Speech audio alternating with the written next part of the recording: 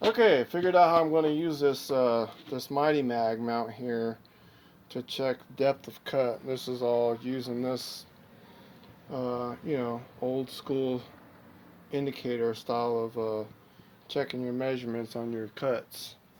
What the plan is, because I'm gonna get a DRO eventually, but for now, I'll probably try and make a couple clamps like this that'll slide up and down on this carriage stop here. This thing, when that rubs up against that, obviously it's a carriage stop and it disengages the half nut when you're threading if you have a carriage stop set up.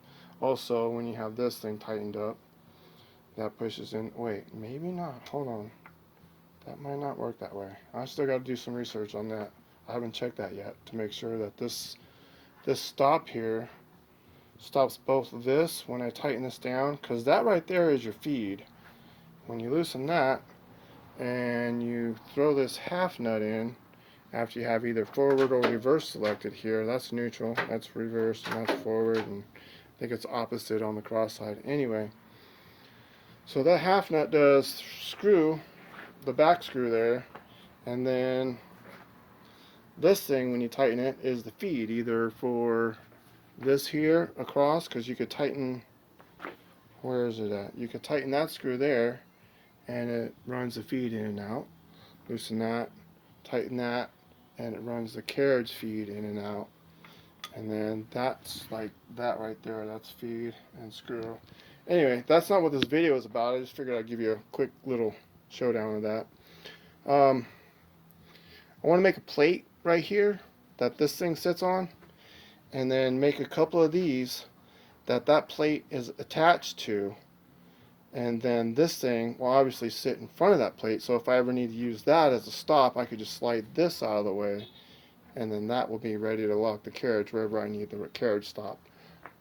Anyway, so if two of these here and here in the front and the back of this indicator mount here is on the same plane with a flat piece that this mags to, and I could have these set up to where they both thread at the same time with one handle that goes up and down, like a handle on an axle that spins fucking these things here, so I'd have to have a cross thread. Anyway, that's like a whole project right there, but there's got to be easier ways to do it anyway. So, but that's the idea, be able to like lift the handle up, and then both of these will loosen at the same time, and that thing stays on there, and I could just slide it out of the way.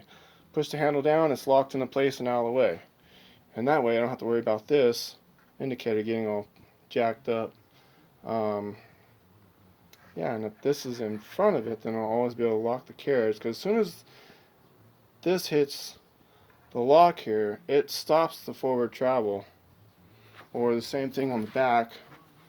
This piece here hits this one I locked out because it's way, I haven't used that yet. So anyway, or I could move that out to that, and when that pushes in this way into the carriage, it stops the feed also. Anyway, so yeah, that's what I was trying to explain. It's just I want to be able to hook this up so I can hit one lever up and down like a handle, kind of like this right here, high and low, but lock and unlock right here. Maybe style them after the machine too, so it actually looks like it belongs. And you just lift it up, slide it, push it down, it's out of the way. Yeah, because if this is underneath this before this carriage hits that, then you never have to worry about this being in the way of the indicator. So yeah, put that over here, get the other thing, this sliding on that, and it'll slide all the way up here out of the way. And that thing, yeah, that's pretty much, yeah, okay, that's it. That's all I wanted to show.